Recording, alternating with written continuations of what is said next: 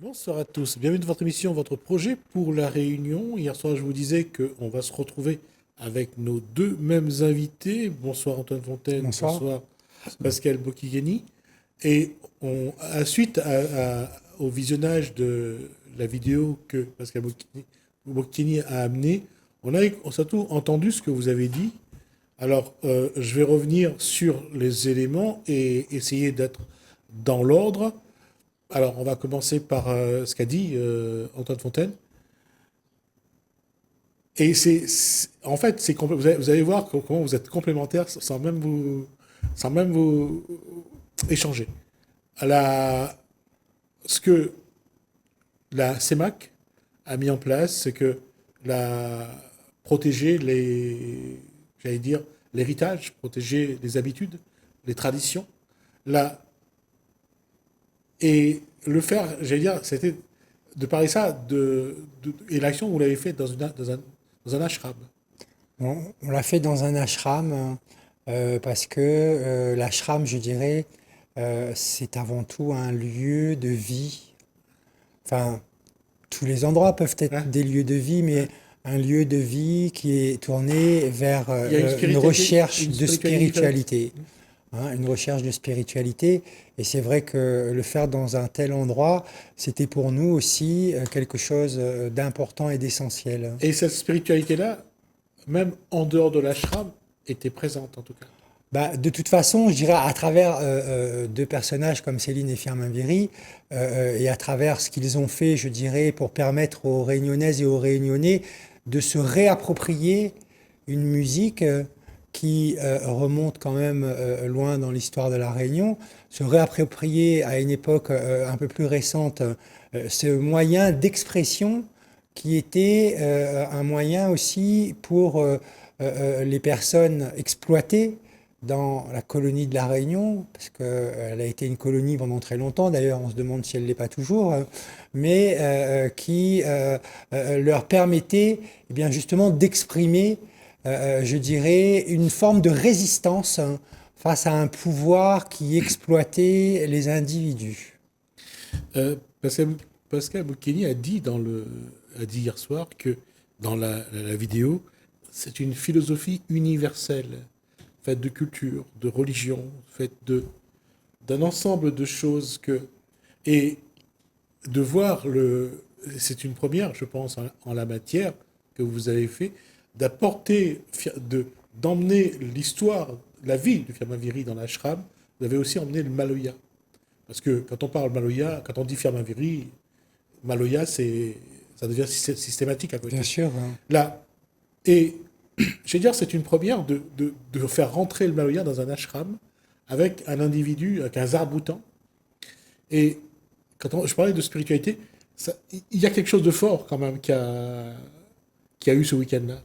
Alors déjà, le premier pas, le fait que ça se passe dans un ashram, en la présence d'un swami, ça permet de casser les tabous, parce qu'on a trop tendance à penser, à croire ou à dire le Maloya, c'est pour le cas, alors que la philosophie du Maloya, elle a servi à tout le monde, parce qu'anciennement, dans les Kalbanons, tout ça, il n'y avait pas seulement les Kaf, il y avait aussi les Malbars, il pouvait y avoir aussi des Arabes ou qui que ce soit, tout le Et monde. les petits blandéos qui Les venaient petits travailler. Blandéos. Hein. Et maintenant, à travers la voix du Maloya, eh bien, la révolte intérieure s'est extériorisée. Donc, ça a servi à tout le monde. Même, par exemple, vous avez les partis politiques qui ont utilisé le Maloya, Oui. qui, jusqu'à maintenant, malgré tout, n'a pas perdu de sa splendeur ni de sa pureté. Le Maloya est toujours là, présent et vivant.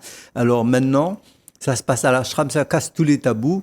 Quand on a parlé de libération maintenant, de sérénité, le Maloya, il a été là pour, pendant les gros rayons de soleil, les souffrances, si vous voulez. Le Maloya était là pour tout le monde. Le Maloya n'a pas choisi ses enfants en disant que vous êtes des Kaf, je suis là pour vous. Et le Maloya était là et pour les Malbars, et pour les Arabes, et tous les engagés indiens, etc. Ça a permis de libérer tout le monde. Donc aujourd'hui, il ne faut pas maintenant vouloir renfermer le Maloya dans un petit cocon. Le fait que ça se passe à l'ashram, eh bien, ça montre l'ouverture. Eh bien, l'ouverture, c'est qui a fait l'ouverture du Maloya? Bien sûr, c'est un peu, on a nettoyé le terrain, Antoine et moi, mais comme un oiseau, comme le paillon en queue, ben, le Maloya a ouvert ses ailes toutes grandes, quoi.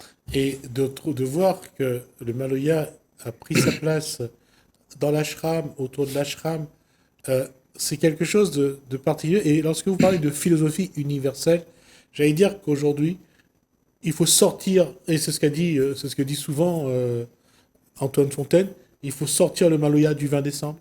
Mais je crois qu'on ne peut pas enfermer une philosophie ou une spiritualité uniquement à un événement, puisque comme l'a rappelé le Swami, c'est que le Maloya a été un vecteur de libération, et je dirais qu'il doit rester ce vecteur de libération pour toutes les communautés qui composent la Réunion, parce qu'il y a de nombreuses communautés qui ont été exploitées.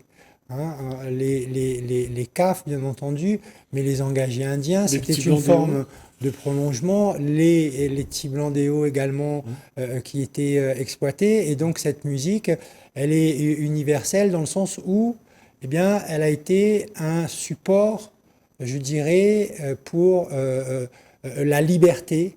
Et c'est ce que, quelque part... Et c'est aussi un lien entre les différentes communautés qui forment la population réunionnaise. Qui relie les différentes communautés. Ouais. C'est vrai que moi, à la base, je ne suis pas forcément un musicien. En tout cas, je suis une personne qui est attachée à la liberté et au droit. Et c'est ce que symbolise pour moi aujourd'hui le Maloya. Et c'est ce qu'il doit continuer à être... parce qu'il y a encore des libertés et des droits qui sont bafoués en 2025 et qu'on ne doit pas perdre de vue cela, et que cet aspect revendicatif que peut avoir le Maloya est comporté aussi à travers tout ce qu'ils ont pu faire, Céline et Firmin Viry et d'autres personnes aussi de leur génération, hein. C'est justement de résister et de montrer que nous avons notre place dans cette société réunionnaise, une place à part entière, hein, et que nous devons être respectés à ce titre. Quand Pascal Boukini parle de philosophie universelle, quand on parle du Maloya, Pascal Boukini dit que c'est une philosophie universelle. Qu'est-ce que le Réunionnais n'a pas encore transcendé dans le Maloya pour aller encore plus loin?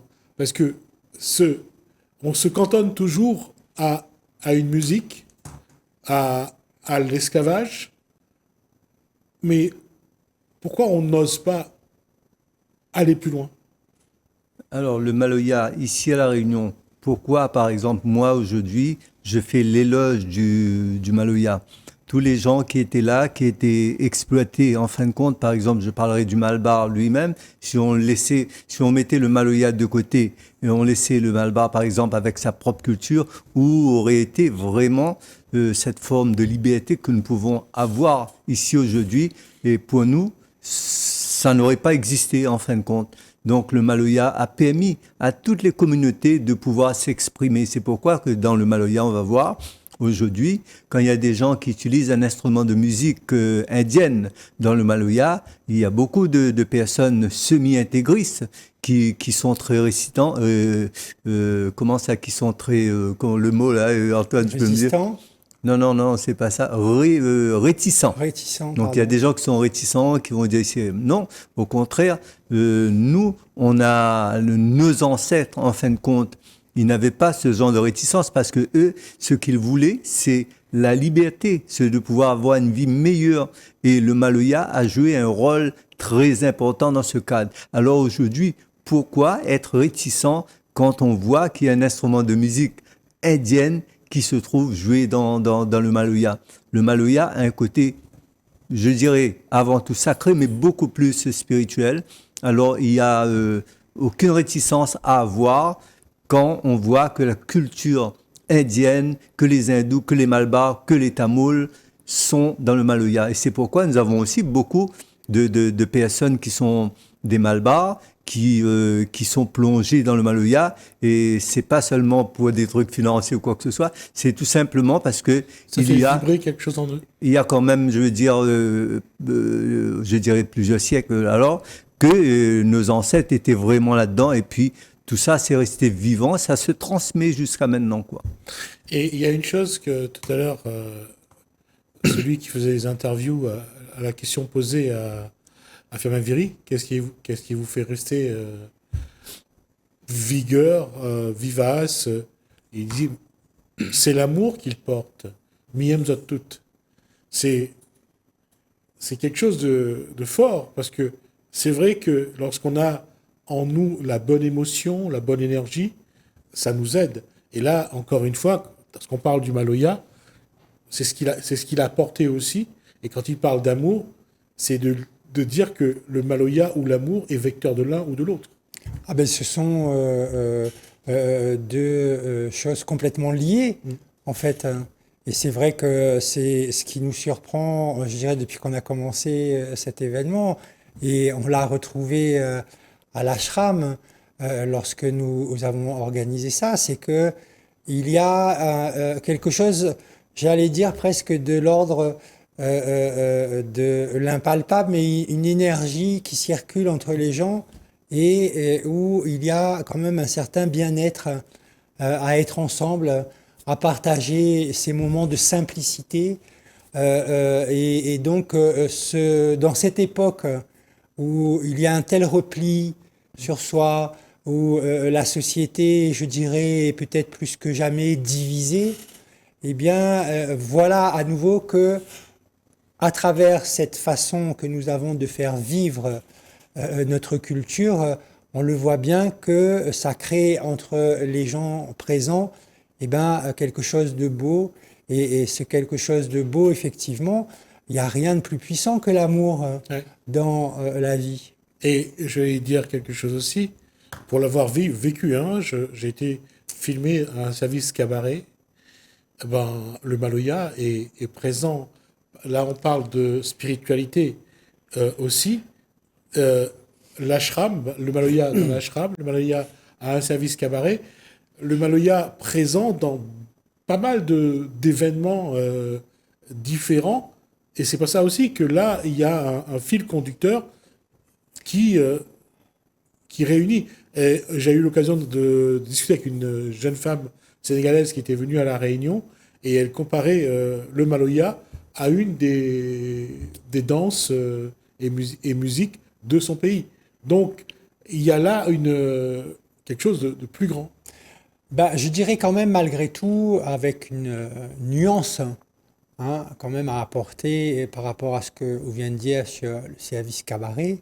C'est vrai que quand on aborde le service cabaret, on rentre dans la sphère de l'intime. Et que Firmin Viry le dit tout le temps, c'est que le Maloya, même si ce sont les instruments qui sont utilisés pour le service cabaret, Firmin Viry et Céline Viry prennent soin quand même de bien faire la différence en disant qu'un service cabaret ne se présente pas sur une scène et en public.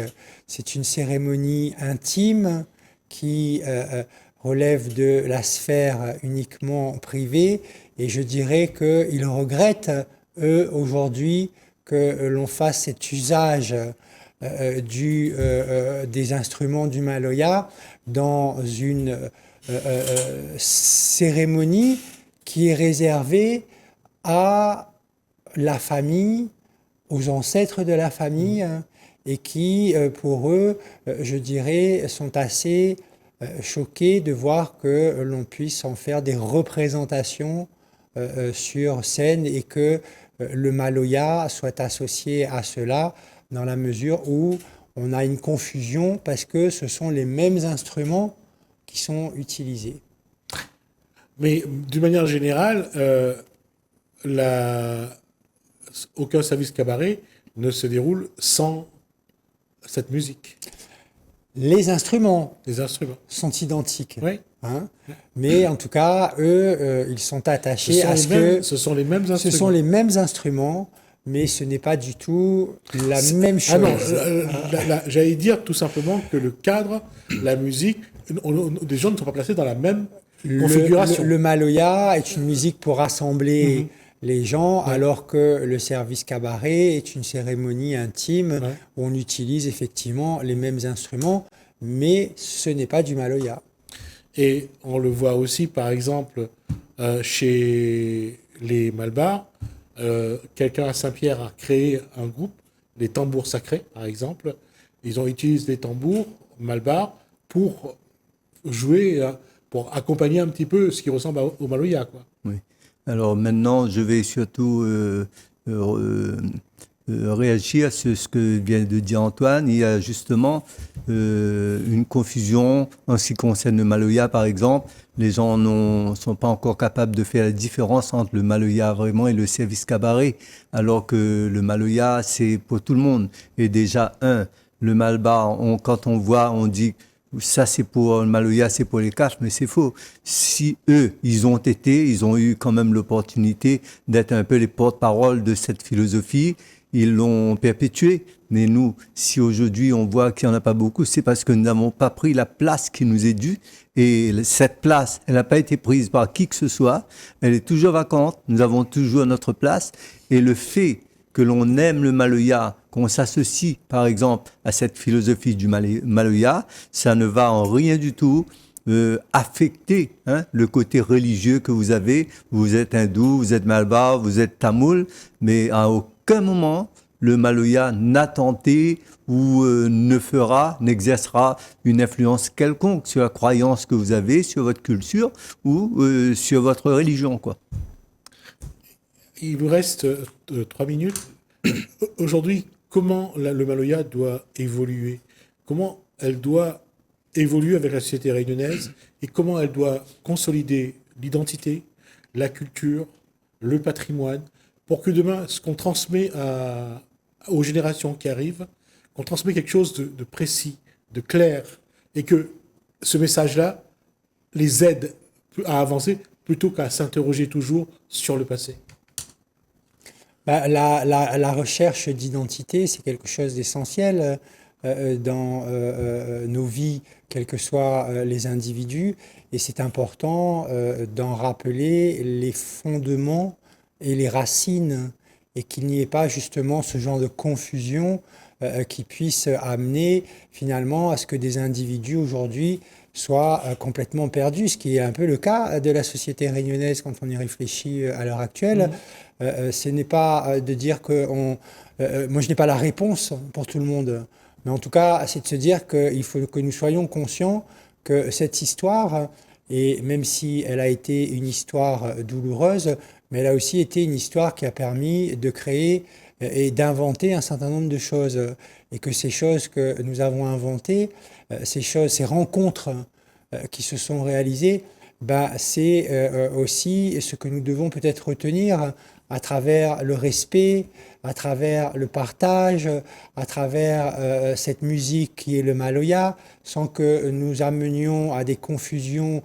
Elle est une philosophie, elle n'est pas forcément quelque chose qui relève de l'ordre de la spiritualité, même si la spiritualité est quelque chose d'essentiel et que nous partageons tous. Juste, mais c'est vrai qu'il faut... Quand on parle de spiritualité, c'est que parfois, lorsque les gens dansent, ils vont dans des postures qui ressemblent à une forme de transe. Donc, quand on parle de spiritualité, c'est que ça leur permet de vraiment de s'élever en eux-mêmes, d'aller chercher quelque chose au profond d'eux-mêmes. C'est pour ça que je parle de spiritualité. Je dirais que la spiritualité, elle renvoie plutôt, enfin, de mon point de vue, à quelque chose qui nous dépasse, alors que la philosophie, c'est peut-être ce que nous allons chercher à l'intérieur de nous-mêmes. Mais la spiritualité est quelque chose qui rassemble l'humanité, et je dirais qui nous renvoie plutôt vers quelque chose qui nous dépasse et qui, en même temps, nous unit. Alors que les personnes qui peuvent rentrer dans une forme, comme Oudi, de transe, peut-être qu'elles ne sont pas à la recherche d'une spiritualité, mais tout simplement à la recherche de quelque chose en eux qu'ils n'arrivent pas à trouver. Ce qui est possible aussi. Alors, le Maloya, puisqu'on parle de spiritualité sur le plan universel, le Maloya, c'est aussi un fil conducteur, parce que, comme je disais bien, dans le Maloya, il y a une philosophie, il y a aussi un enseignement qui nous permet de nous élever et d'aller beaucoup plus loin. Et puis, une autre chose, à travers le Maloya, il ne faut pas que pour la génération future qui arrive, nous cherchons des prétextes ou des excuses en disant que le Maloya, ça vient de telle ou telle contrée, de tel ou tel pays. C'est le message que porte ici à La Réunion, c'est l'identité du Maloya, ce que reflète le Maloya ici à La Réunion. C'est ce qu'il y a de très important parce que les gens, ceux qui chantent le Maloya ici, ils vont pas automatiquement aller chercher des paroles, etc., qui viennent des pays d'origine ou de l'Afrique, etc. Ils vont parler de leurs expériences, de leur vécu, de l'histoire même de La Réunion, ce qui signifie que le Maloya, ben, c'est l'héritage de tout réunionnais. Nos ancêtres, ils ont pu être malbars, chinois, arabes, CAF, blancs, etc. Ben, le Maloya joue un rôle très important dans la vie de chacun de nous, de nos ancêtres. Et aujourd'hui, nous profitons de beaucoup de choses très positives. C'est aussi grâce au Maloya également, quoi. Je vous remercie. En tout cas, Merci à vous. on a quand même élevé le débat sur cette question du Maloya. On aura l'occasion d'y revenir parce que je pense que ça mérite de continuer un petit peu sur cette réflexion-là. Merci à vous deux. Merci François Fontaine et merci Pascal Boukeni. Merci à vous de nous avoir suivis. Merci François, merci Alain. Je vous dis à bientôt.